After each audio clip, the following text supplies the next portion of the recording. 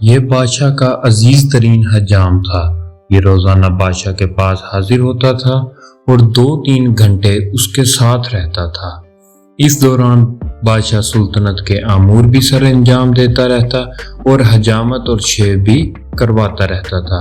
ایک دن نائی نے بادشاہ سے عرض کیا، حضور، میں وزیر کے مقابلے میں آپ سے زیادہ قریب ہوں، میں آپ کا وفادار بھی ہوں، آپ اس کی جگہ مجھے وزیر کیوں نہیں بنا دیتے؟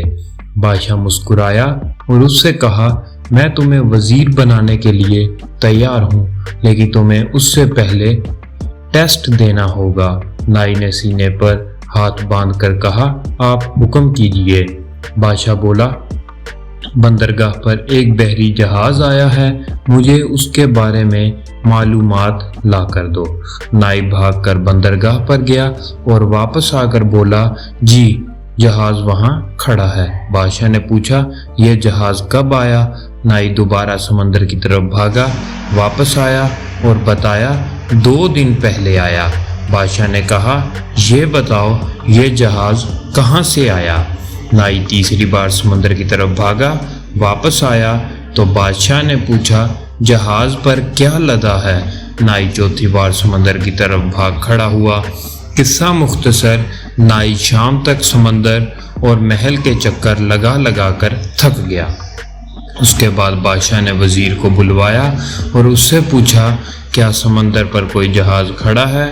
وزیر نے ہاتھ باندھ کر عرض کیا، جناب، 2 دن پہلے ایک تجارتی جہاز اٹلی سے ہماری بندرگاہ پر آیا تھا، اس میں جانور، خوراک اور کپڑا لدا ہے، اس کے کپتان کا نام یہ ہے، یہ 6 ماہ میں یہاں پہنچا، یہ 4 دن مزید یہاں ٹھہرے گا، یہاں سے ایران جائے گا اور وہاں 1 ماہ رکے گا، اور اس میں 209 لوگ سوار ہیں، اور میرا مشورہ ہے ہمیں بحری جہازوں پر ٹیکس بڑھا دینا چاہیے۔